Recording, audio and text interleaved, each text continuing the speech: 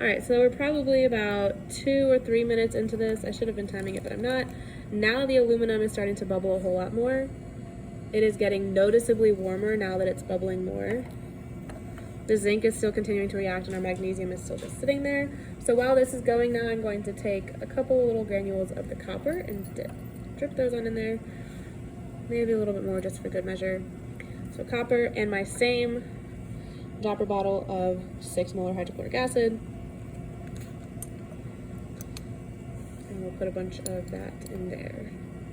Really, you just need enough to cover the metal, so since these are really small, you don't really need as much. Where's the thing? There we go. So the copper's sitting down at the bottom. So far, nothing, but we'll let that sit just in case it's a delayed reaction like the aluminum was. And then finally, I have the calcium. So my calcium was the little, I don't know, powdery looking ones. Calcium doesn't always look like this. It actually is usually pretty shiny, but it oxidizes on the outside. So my calcium is all powdery. A lot of you noticed that with your calcium, it started to react as soon as you dropped it into the test tube.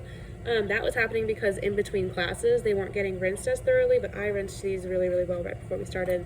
And still, you can sort of see some bubbles at the bottom of this one. So when I add my dropper full, the calcium starts to react quickly as well. So this one I would say is bubbling just as much, actually more violently than the magnesium. It's kind of going up and down. Definitely some gas being produced. I could do the same thing when I collect this one if I really wanted to. If I touch this, very hot also, so similar to the magnesium, huge temperature change. It gets really, really warm. You're free to touch that if you'd like to. And so that's kind of how I'm rating it, is can I even put my hand on it? So this one got hot enough that I couldn't really hold my hand on it. The aluminum got medium warm. It's definitely hotter now. I wouldn't hold my hand on that. The zinc didn't ever get super hot, but it got warm. So far, nothing has happened to the copper, and the calcium got really hot as well. So in the last video when I collected the gas that was being produced, this is the same gas that's being produced from a really similar reaction. Oops.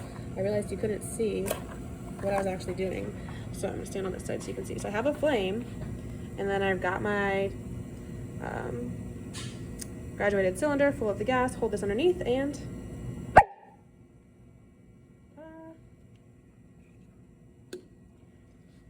so my test tubes are still continuing to react. My aluminum has changed significantly. This is the only one that turned dark. So as it is left to react, it gets darker and darker and darker. My zinc is still reacting. My magnesium obviously did react. The actual magnesium strip disappeared.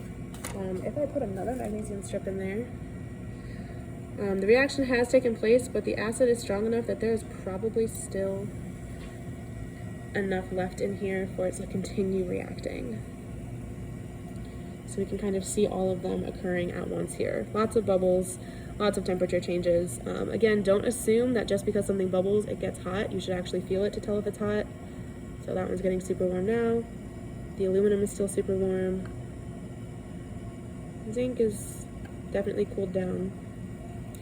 As I kind of move this around, I can see at the bottom it's kind of blackish, and that's not how it started. The zinc is the one that started silvery like this, and so you can tell that there's a noticeable change in color even if you can't see the entire solid piece.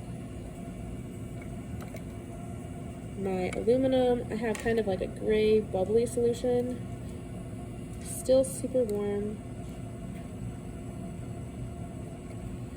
but I can hear and feel that there's something in there. It's still a solid chunk. So that's still continuing on. And my copper really is just sitting here. Nothing going on with that one.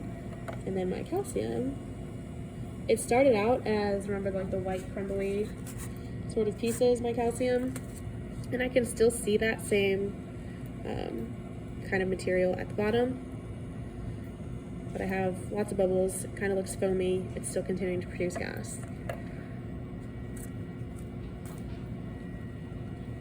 I don't know if I talked about the temperature of that one. Very hot.